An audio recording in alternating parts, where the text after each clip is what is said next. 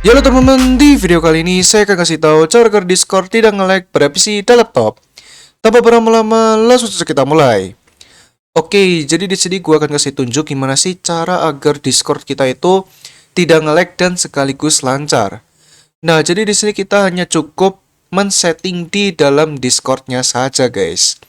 Jadi di sini kalian bisa langsung buka aja untuk Discord kalian masing-masing. Kalian buka aja ya untuk Discord-nya.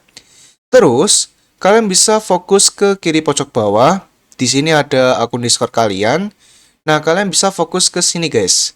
Yang gambarnya itu icon gear, yang keterangannya adalah user settings. Kalian bisa klik aja. Kemudian di sini, kalian bisa langsung aja pergi ke kategori yang namanya clips. Nah, kemudian di clips ini, pastikan kalian matiin aja, guys, fitur clipsnya ini.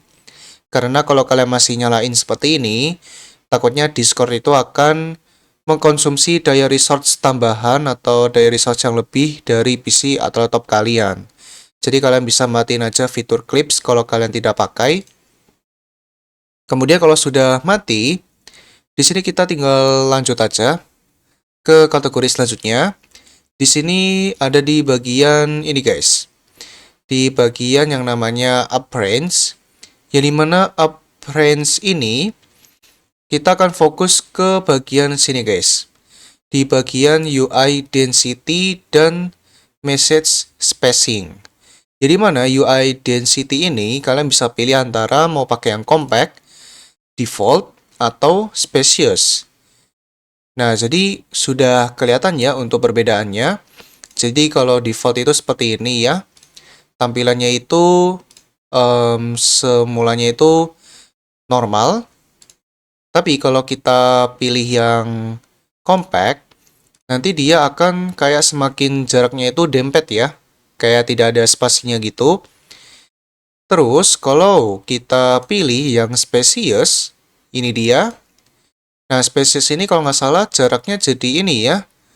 Kayak tambah jauh nggak sih? Jadi kurang lebih seperti itu.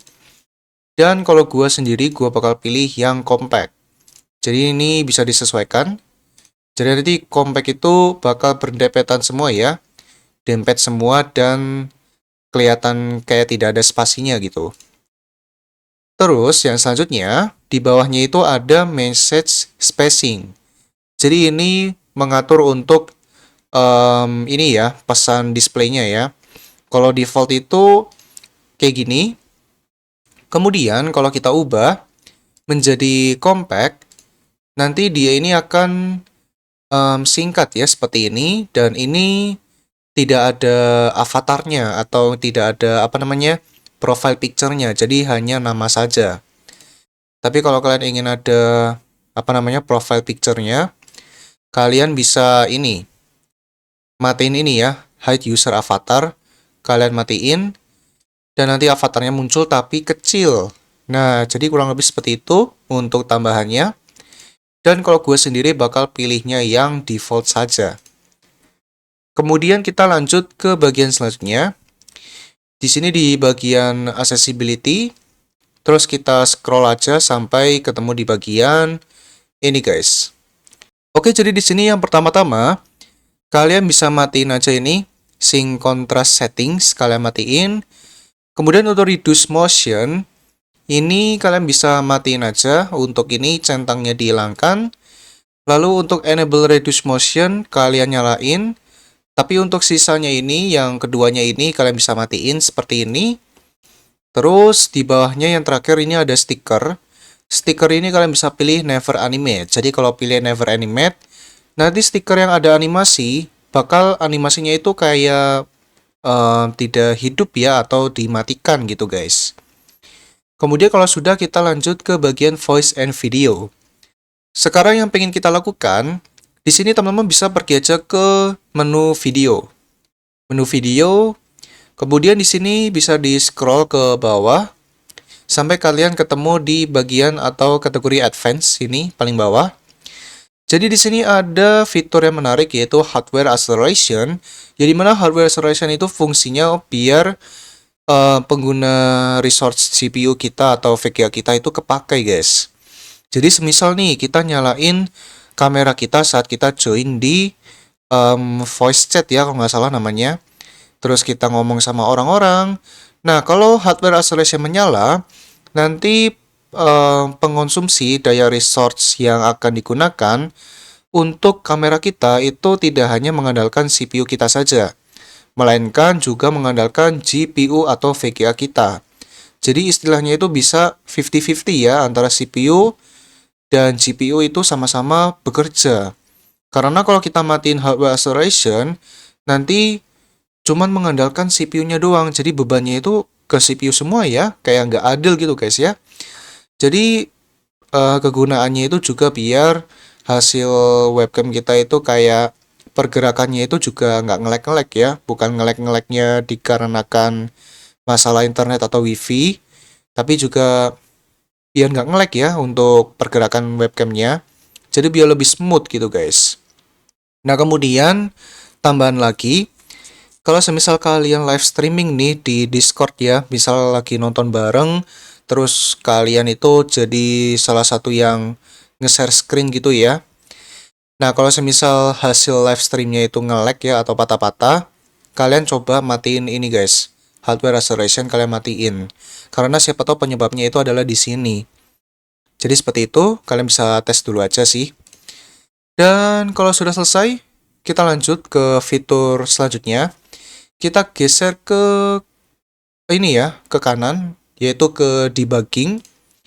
Nah, debugging ini kalian matiin semua yang ada di sini guys. Kalian matiin terutama yang ini guys, debug logging ini kalian matiin aja. Terus ini disuruh restart ya untuk Discord-nya. Kalian bisa restart aja dengan klik OK. Oke, sudah selesai ke restart. Jadi kalian bisa balik lagi ke user settings, voice and video, kemudian debugging. Nah, ini pastiin debug logging sudah mati. Karena debug logging ini tidak terlalu berguna guys, karena debug logging ini berfungsi kayak biar ini guys, kalau seumpamanya nih Discord kita itu mengalami suatu masalah atau problem apapun itu.